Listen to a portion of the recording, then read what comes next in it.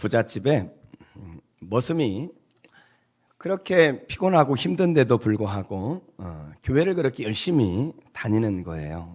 그래서 주인 마님이 참 이 녀석 좀 쉬는 시간에 좀 쉬면 좋을 텐데 또 교회까지 가가지고 또 이렇게 쉬지 못하고 하는 걸 보니까 참 어리석다 하는 생각이 들어서 어느 날 이 머슴에게 이렇게 이야기합니다. 이 바보야, 교회 가면 돈이 나오냐 밥이 나오냐, 너 좀 쉴 때 좀 쉬고 그렇게 살지 왜 그렇게 바보처럼 사냐. 이렇게 머슴을 좀 바보 같다고 그렇게 놀렸습니다. 하루는 이 부자가 머슴을 불러서 이렇게 또 이 교회 가는 문제를 가지고 놀리던 중에 마당에 굴러다니는 지팡이 하나를 보게 된 거예요. 그래서 머슴한테 지팡이를 좀 가져오라고 그래가지고는 이 지팡이를 그 머슴에게 주면서 이렇게 말합니다. 야, 너보다 더 바보가 있거든. 이 지팡이를 줘라. 이렇게 지팡이를 건네주는 겁니다. 시간이 지났어요. 어느 날 이 부자가 병이 들게 됩니다. 더 이상 오래 살지 못할 것을 생각한 이 부자가 가족들을 그리고 식솔들을 다 불러가지고는 이제 내가 먼 길을 떠나야 할 것 같다고 그렇게 이야기합니다. 그랬더니 이 머슴이 아니 마님 어디로 떠나십니까? 아무래도 내가 이제 저 세상으로 가야 할 것 같다고 그렇게 이야기합니다. 그랬더니 이 머슴이 태연스럽게 이렇게 묻는 거예요. 아니 그럼 가시면 언제쯤 오실 겁니까? 한두 달이면 돌아오시나요? 이렇게 물었습니다. 그랬더니 야, 어떻게 저승에 가서 다시 돌아올 수 있겠냐? 나는 영원히 이제 못 온다. 이렇게 이야기를 하는 거예요.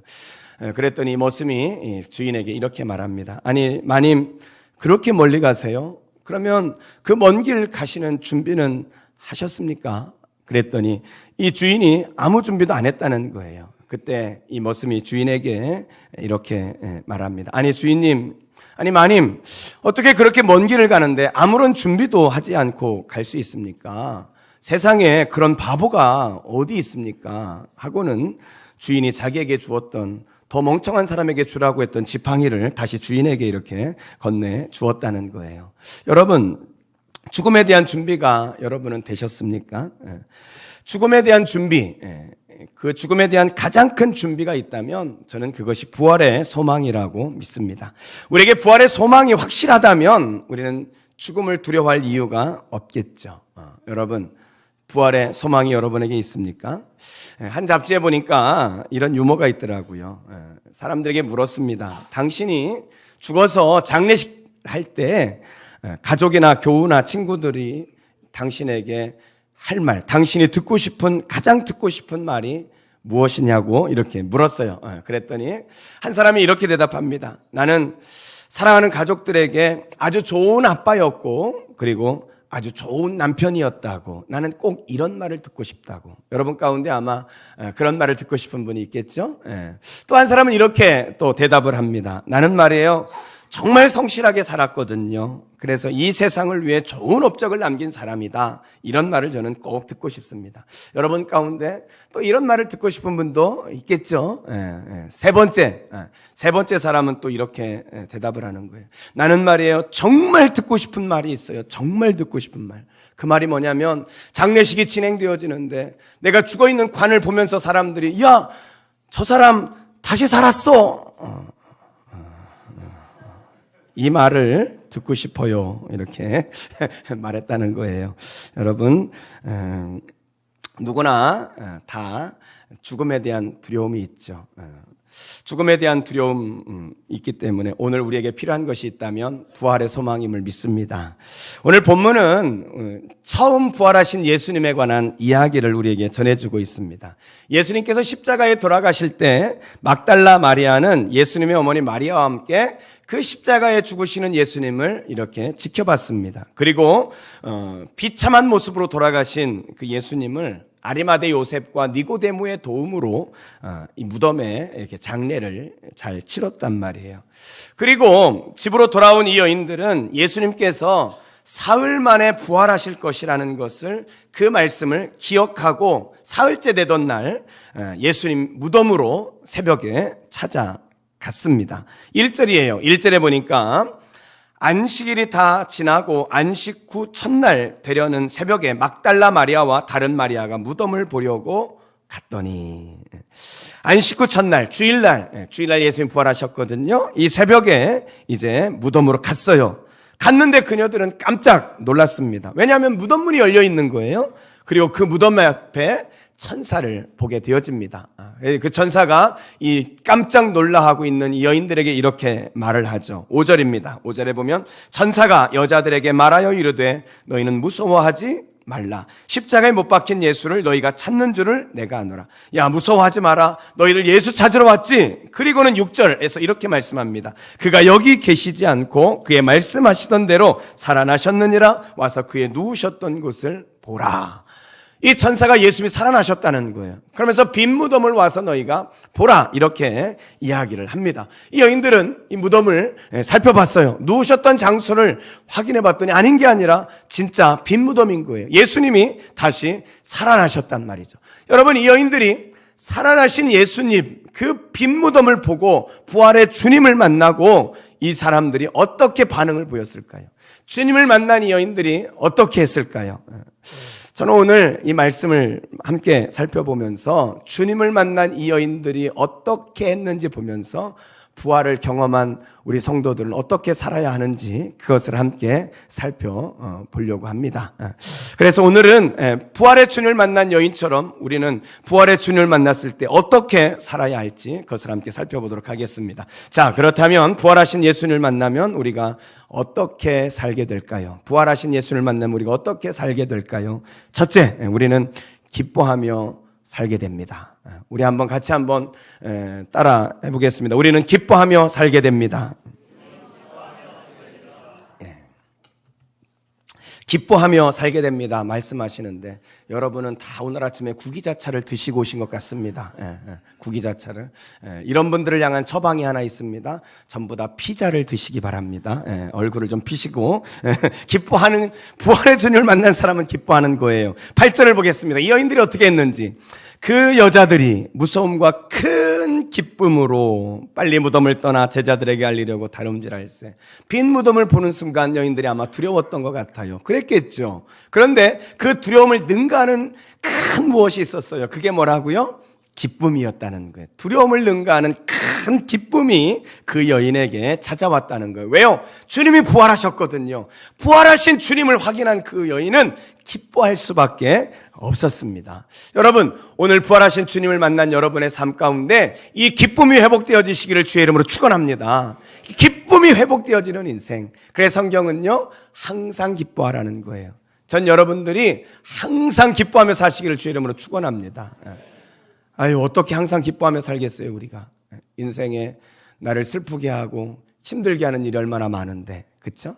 근데 여러분, 여기서 기뻐하라는 것은요, 감정을 말하는 게 아니에요. 제가 신방 가서 이 설교를 참 많이 했는데, 여러분, 감정적으로 말하는 게 아니에요. 감정적으로 우리가 어떻게 삶에 어려운 일이 있을 때 감정적으로 기쁨이 있겠습니까?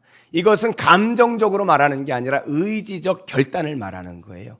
내 삶에 어려운 일이 있어요. 그렇지만 부활하신 주님이 계시기 때문에 내 삶도 반드시 부활할 거다. 이것을 믿는 사람들은요, 의지적으로 기뻐하는 거예요. 하나님이 나를 회복시키시고 부활시키실 것이기 때문에 그것을 믿고 기뻐하는 거예요. 그래서 의지적으로 기뻐하라는 거예요. 예전에 제가 한번 보여줬어요. 우리가 힘들 때 얼굴이 이렇게 되잖아요. 이렇게 되어지는데 이럴 때 의지적으로 웃는 거예요. 그럼 어떻게 웃습니까? 이렇게 웃잖아요. 목사가 별짓을 다 해요. 의지적으로 기뻐하라는 거, 의지적으로. 여러분, 그렇습니다. 이 기쁨이라는 것은요, 하나님의 부활, 주님의 그 부활을 믿기 때문에 내 삶에 새롭게 회복하시는 하나님을 믿는 사람이 기뻐할 수 있는 거예요. 오늘 여러분들의 그 기쁨이 회복되시기를 주의 이름으로 축원합니다. 여러분, 왜 그러면 이 부활이 우리에게 기쁨이 되는 거예요? 왜냐하면 이 부활은 인간의 궁극적인 문제를 해결하기 때문입니다. 인간의 궁극적인 문제가 뭘까요? 그게 바로 죽음의 문제입니다. 누구도 죽음을 피해갈 수 없거든요. 죽음은 모든 사람을 다 지배합니다. 그래서 성경에서는 죽음이 왕노릇한다, 이런 표현이 있어요. 죽음이 왕노릇해요. 그래서 우리는 다 죽음의 통치 아래 죽게 되어져 있다는 거예요. 여러분, 우리는 죽습니다. 반드시 죽게 되어져 있습니다. 사실 그런데 이 죽음의 문제는 이 죽음이 문제가 되어지는 이유가 있어요. 왜냐하면 바로 죄의 문제 때문입니다. 이 죄의 문제가 있기 때문에 사람은 죽음이 두려운 거예요. 성경은 로마서 3장 23절 말씀에 모든 사람이 죄를 범했다 이렇게 말씀하고 있지 않습니까? 모든 사람이 다 죄인이라는 거예요. 그래서 로마서 3장 23절에서 모든 사람이 죄를 범했다 이렇게 말씀합니다. 그런데 성경은 거기서 끝나지 않습니다. 이 죄를 지은 인간의 결국을 성경은 로마서 6장 23절에 죄의 대가가 사망이다 이렇게 말씀하고 있어요. 우리가 왜 죽습니까? 성경은 그것이 죄 때문이라는 거예요. 죄 문제가 해결되어지지 않기 때문에 인간은 죽을 수밖에 없다는 거예요. 여러분, 그렇다면 죽으면 끝납니까? 죽으면 끝나는 거예요. 성경은 죽음 이후에 심판이 있다는 거예요. 히브리서 9장 27절에 한 번 죽는 것은 사람에게 정해진 것이요 그 이후에는 심판이 있다는 거예요. 죽음 이후에 심판이 있어요. 하나님 앞에 심판을 받게 되어지거든요. 이게 두려운 거예요. 이게 두려운 거예요. 하나님 앞에 심판받았을 때 내가 어떻게 될 것인가? 근데 이 죄 문제가 해결되어지지 않은 사람은 어떻게 된다 그랬어요? 요한계시록 21장 8절에 보면 그 심판 후에 죄 문제가 해결되어지지 않은 사람은 둘째 사망이 있다는 거예요. 두 번째 죽음이 있다는 거예요. 이것이 뭐예요? 이것이 지옥이라는 것입니다. 그래서 죄 문제가 해결되어지지 않은 사람은 죽음을 맞닥뜨리고 심판이 있고 심판 후에 지옥의 위험에 처해져 있단 말이에요. 그렇기 때문에 사람들은 이 죽음을 두려워하는 것입니다. 이 죽음의 문제가 해결되어지지 않기 때문에 사람들은 고뇌가 있고 그 속에 아픔이 있고 두려움이 있단 말이에요. 그래서 여러분, 이 죽음의 문제를 해결하려고 수많은 사람들이 그것을 해결책을 찾으려고 했죠.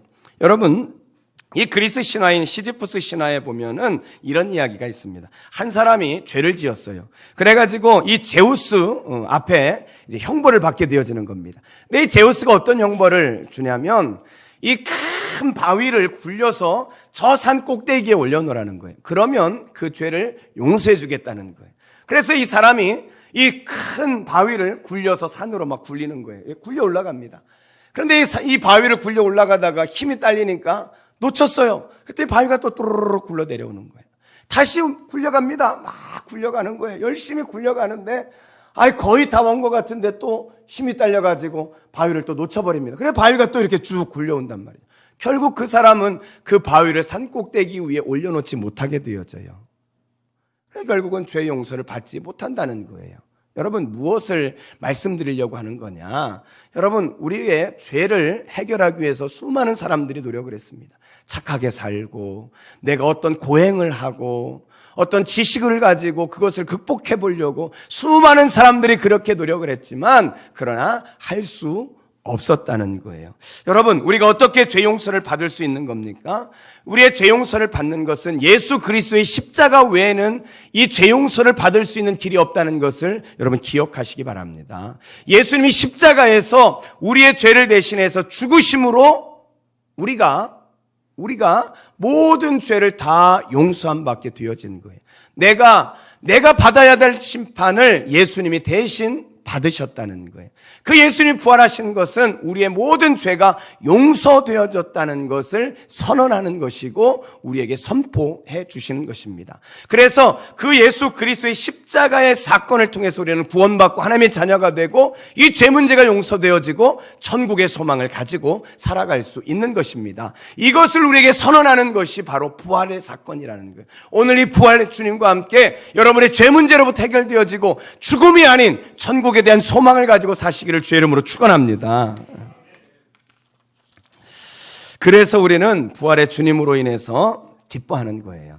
그래서 로마서 4장 25절에서 바울은 이렇게 말합니다. 예수는 우리가 범죄한 것 때문에 내어줌이 됐어요. 예수님이 우리의 죄로 인해서 내어줌이 되고 또한 우리를 의롭다 하시기 위해서 살아나셨느니라. 우리를 의롭게 하시고 그 모든 죄에 대해서 깨끗함을 선언하시면서 살아나셨다는 거예요. 사랑하는 성도 여러분, 우리의 죄를 위해서 십자가에 죽으시고 부활하신 예수 그리스도, 이 부활의 아침에 그 주님을 만나시기를 주의 이름으로 축원합니다. 우리 한번 옆에 분에게 쳐다보면서 인사합시다. 이 부활의 아침에 얼굴을 피고 기쁘게 사시기를 축원합니다 하고 한번 인사하세요.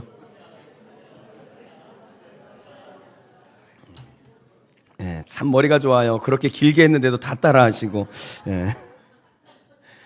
두 번째로 부활하신 예수를 만나면 우리가 어떻게 살게 될까요? 둘째는 우리는 전도하며 살게 됩니다. 한번 따라하겠습니다. 전도하며 살게 됩니다.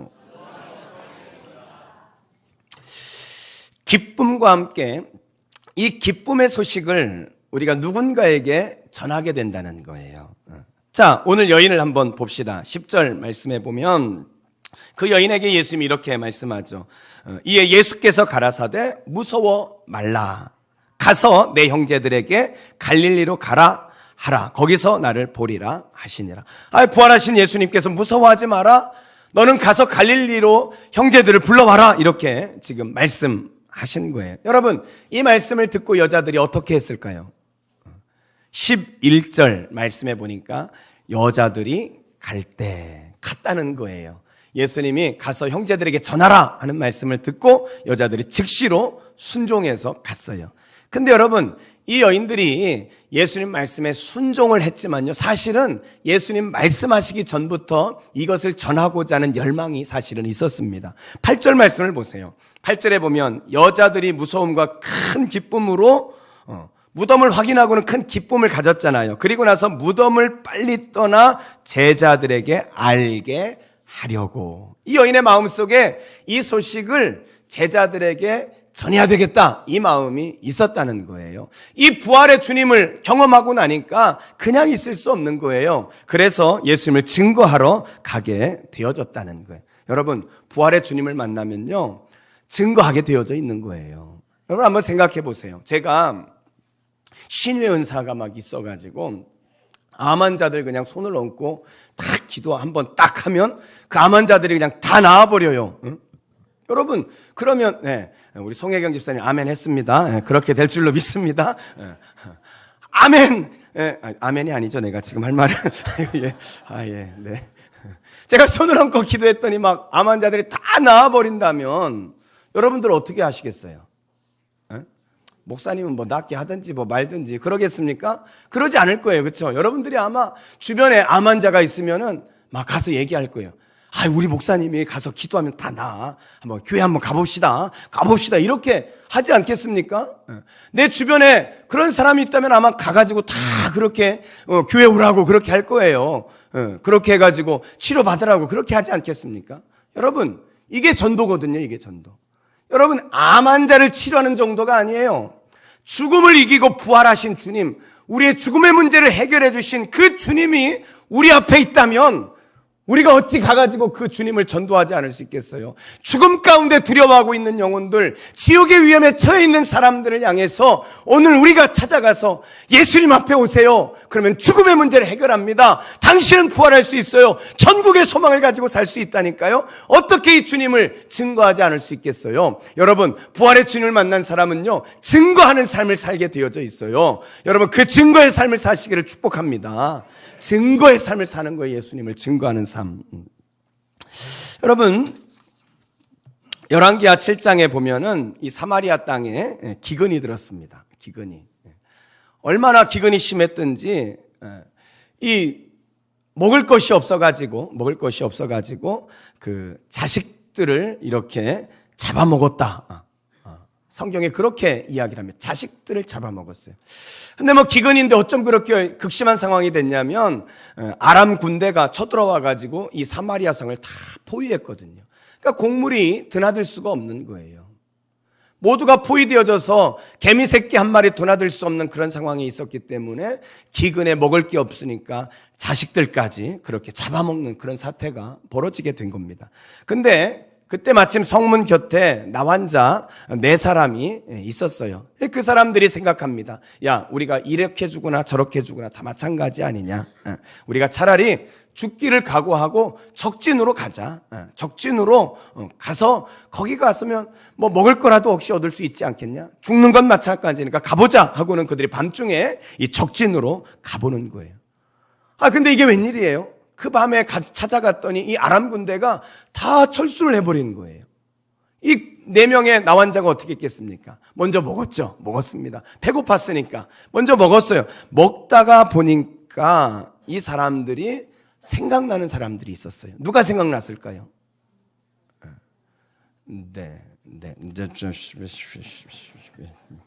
성 안에 있는 사람들이 생각났어요. 그러면서 그들이 놀라운 자각을 하나 하게 되어집니다. 열왕기하 7장 9절 말씀해 보면은 이렇게 기록합니다. 나병 환자들이 그 친구에게 서로 말하되, 넷이서 서로 말했대요. 우리가 이렇게 해서는 아니 되겠도다. 오늘은 아름다운 소식이 있는 날이거늘. 어떤 소식이요? 적군이 다 도망가 버렸단 말이에요. 우리가 침묵하고 있도다. 만일 밝은 아침까지 기다리면 벌이 우리에게 미칠지니 이제 떠나 왕궁에 가서 알리자. 지금 여기에 먹을 게 이렇게 많이 있는데 굶어 죽는 저 사람들을 두고 우리끼리만 맛있는 거 먹고 있으면 우리가 그 책임을 어떻게 면하려고 하냐? 우리 빨리 가서 성에 있는 사람들에게 이 소식을 전하자. 이렇게 이야기를 하고 있는 것입니다. 오늘 이 사람들은 자신들이 그 일에 대한 책임이 있는 사람이다. 이렇게 생각을 하고 있는 거예요. 그렇습니다, 여러분. 우리가 부활의 주님을 만났다면 우리는 이 복음을 전해야 할, 부활의 소식을 전해야 할 책임이 있다는 거예요. 우리가 그냥 나 혼자 먹고 마시고 즐거운 것이 아니라 이 죽음의 권세로부터 부활하신 예수님으로 인하여 믿지 않는 이들에게 그 부활의 주님을 만날 수 있도록 증거하는 것은 오늘 예수님을 만난 우리의 책임이라는 사실을 우리가 기억해야 할 것입니다. 여러분, 우리는 매주 부활주일마다, 매년 부활주일마다 우리가 전도 지원을 나가죠. 개척교회나 미자립교회에 전도 지원을 나갑니다. 그래서 이 작년에 우리가 나갔던 그런 모습이거든요. 요 가까이에 한 500m 정도 떨어져 있는 교회에 저희가 찾아가서 했죠. 이번에는 이제 우리가 요 누리에뜰에 있는 교회까지 가요. 가능하면 우리 주변에 있는 교회들이 같이 힘을 얻었으면 좋겠다. 그런 마음으로 우리가 가까이 있는 교회들을 찾아갑니다. 그래서 지난 한 주간 우리가 이 뻥튀기 가지고 포장을 했어요. 그쪽 교회 전도할 걸 가지고 뻥튀기로 이렇게 전도 용품 포장도 하고 그렇게 해서 뭐 이렇게 7층에 그냥 꽉 쌓일 정도로 그렇게 사진이 보이시죠? 제 사진이 나와야 되는데 안 나오네요. 네. 제가 마지막에 한 3개 정도 거들었거든요. 나왔습니까? 예. 좀 길게 보여주세요. 예. 제가 한 3개 정도 포장했습니다. 그래도 제가. 예. 여러분, 6개 교회로 우리가 갑니다. 6개 교회로. 6개 교회 갑니다. 그래서 우리가 전도용품은 어제 다 전달해 놨고요. 가셔서 여러분들이 가서 전도하십시오. 그래서 부활의 주님을 증거하고 또 교회를 좀 알려주시고 그렇게 하시고 그리고 또 지치고 힘들어 있는 목사님을 위해서 같이 중보기도 해주시고 그리고 이번 부활절에 드려지는 이 헌금은 그 교회들에게 이렇게 우리가 전달하도록 그렇게 하려고 합니다. 여러분 오늘 예배를 마치시고 식사하시고 전도하는 그 현장에 여러분이 함께 하셔서 부활의 주님을 그렇게 증거하고 전도하시기를 부탁드리겠습니다. 여러분 부활의 주님을 만난 사람은 어떻게 삽니까? 부활의 주님을 만난 사람은요 기쁨으로 사는 거예요. 여러분 우리가 웃는 것만으로도 우리가 봉사하며 사는 거예요. 여러분 옆에 사람이요 얼굴을 인상 팍 쓰고 있고 맨날 그냥 울상을 하고 부정적인 얘기를 하면 그 사람 옆에 사는 게 쉬울까요? 어려울까요? 어려워요. 여러분 웃고만 살아보세요. 그래도 옆 사람은 힘을 얻고요 격려가 된다니까요. 그래서 웃고만 살아도 여러분은 봉사하는 삶을 살고 섬기는 삶을 사는 거예요. 아직도 인상 쓰고 하시는 분들은 빨리 웃으시고 그래서 기뻐하며 사십시오. 그리고 그 기쁨의 소식을 우리가 세상 가운데 증거하는 전도자로 사시기를 주의 이름으로 축원합니다. 기도하겠습니다.